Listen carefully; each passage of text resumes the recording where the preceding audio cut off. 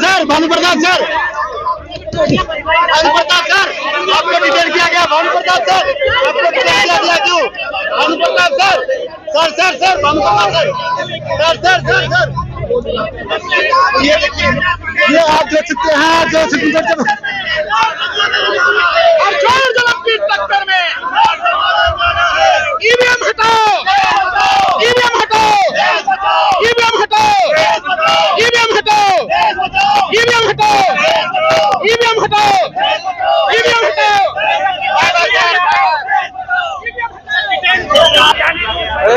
करता है वो संविधान की बात करता है, उसको जो है पकड़ लिया जाता है, तो संविधान कहाँ रह गया? ये मनुवाद है, ये मनुस्मृति लागू है। ये संसद जो है, हमारा संविधान जो है, संविधान को नकारा जा रहा है। आज हमारे देश में, मैं बाइक से आया हूँ मेरठ से, मेरठ है क्रांतिकारी भूमि, और क्रांतिकारी भूमि से हम लोग यहाँ तक पहुँचे हैं, और इसीलिए कि जनता को अपनी आवाज उठाए। मैं मेरठ से आया, मेरठ क्रांतिकारी भूमि का गाजियाबाद से। आज हम लोग जो है यहाँ मौजूद है कि जनता की बात जोन सा देखिए, जो भी अधिकारी है वो जनता की बात करनी चाहिए।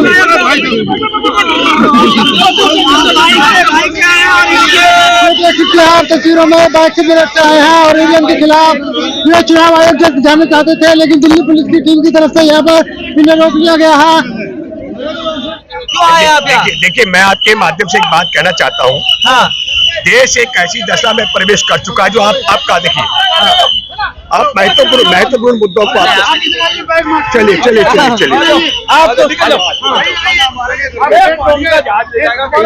को डिटेन कर दिया गया है। क्यों डिटेन किया गया है? और डिटेन इसलिए कर दिया गया है क्योंकि इस देश में पारदर्शी तरीके से मताधिकार का प्रयोग होना चाहिए, बैलेट पेपर के माध्यम से, ताकि अधिकार का उपयोग करने वाले को पता लगे कि उसका वोट जिसको दिया उसी को पड़ा या किसी इधर से उधर हुआ। और एक बड़ी बात आपके माध्यम से मैं कहना चाहता हूँ, भीमा कोरे गांव में जिन साथियों को गिरफ्तार किया गया, उनमें प्रमाणिक तौर पर अमेरिका की भी स्वायत्त तरीके से जांच करने वाली व्यवस्था ने ये पाया है, संस्थान ने पाया है कि कंप्यूटर को कंप्यूटर को हैक कर दिया गया। तो जब कंप्यूटर भी हैक होते हैं तब ऐसी दशा में ईवीएम हैक नहीं होंगे, इसकी क्या गारंटी है? आप समझ रहे हैं? सबको डिटेन कर लिया, महमूद प्राचा, भानु प्रताप डिटेन कर लिया गया उन्हें। हाँ, डिटेन करते भाई, कोई पहली बार डिटेन नहीं हो रहा है। जब आप हमारे देश के अंदर किसी भी मसले को लेकर के 2014 के बाद का जिक्र हम करेंगे, बात उठाते हो, सवाल उठाते हो, तो निश्चित तौर पर एक प्रक्रिया होती है वह डिटेन करने की, इनकी गिरफ्तार करने की।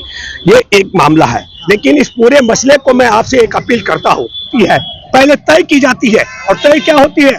31 दिसंबर का वो दिन जिस दिन नरेंद्र मोदी की मन की बात का दिन तय करके खबर से खबर को दबाने का षड्यंत्र, जिस दिन हमारे देश के अंदर संसद में हमारा जो हिट एंड रन का कानून है 21 दिसंबर को पारित हो जाता है, 25 दिसंबर को हमारे देश की महामहिम द्रौपदी मुर्मू उस पर हस्ताक्षर कर देती है, और उसके बाद 31 दिसंबर का दिन तय होता है ट्रकों की हड़ताल का। यह सिर्फ मामला ट्रक ड्राइवरों का नहीं है, सुनिए, ये जो मामला है हिट एंड रन का, हम बात कर रहे तारीख किसने तय की। बहुत अच्छी बात है, मैं बधाई शुक्रिया अदा करता हूं कि देश के ट्रक ड्राइवर खड़े हुए, लेकिन ये ड्राइवर का मामला है, वो दोपहिया चलाने वाला हो, वो टेम्पो चलाने वाला हो, वो बिजली का रिक्शा चलाने वाला हो, वो ट्रक चलाने वाला हो, वो बस चलाने वाला हो, देश में जो करोड़ों करोड़ ड्राइवर हैं, उनके लिए हमारे देश की सड़कों को मौत का जरिया बनाने जा रही है ये मोदी सरकार। कैसे?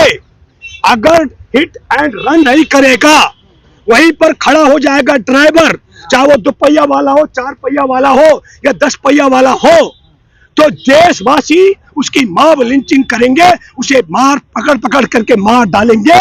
और चूंकि इनकी आंखों में, इनके डीएनए, सोच और विचारधारा में खून बसा हुआ है, इसलिए ये देश में टक्कर मारने वाले या जिसकी गाड़ी से टक्कर लग जाए उसकी हत्या करवाने का कानून बना चुके हैं। और जो व्यक्ति अपनी जान बचाने के लिए घटना स्थल से भागने का प्रयास करेगा, उस पर 5 साल और बड़ी सजा और 7 लाख का जुर्माना किया जाएगा। ये कहीं ड्राइवर ट्रक का हो ये नहीं लिखा है, लेकिन रोचक बात यह है, एक मिनट, जो आप ये सवाल कर रहे हो, मैं आपके माध्यम से कहना चाहता हूँ, आप मतदाता की बात कर रहे हैं, मैं नेताओं की बात कर रहा हूँ। जब उस वर्ग का, उस तबके का हमारे देश में संविधान की पर्चियां जलाई गई, लेकिन संसद में जो आदिवासी SC ST में दोनों का जिक्र कर रहा हूं, जो संविधान के बूते संसद में बैठे हैं, उनमें से एक भी नेता भाजपा को लात मार के बाहर नहीं आया।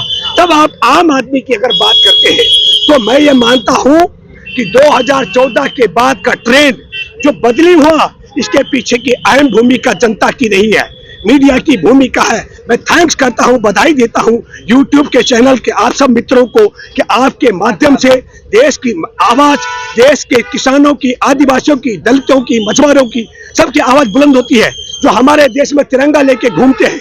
आपने देखा कठवा में 7-8 साल की मासूम बच्ची के बलात्कारियों के पक्ष में जो तिरंगा लेके आए थे, उसके तिरंगे के अपमान करने के खिलाफ आ रहा हूं। ने कह दिया क्या चीज CAA लागू होगा? अरे एक मिनट, अभी पहला बात समझिए।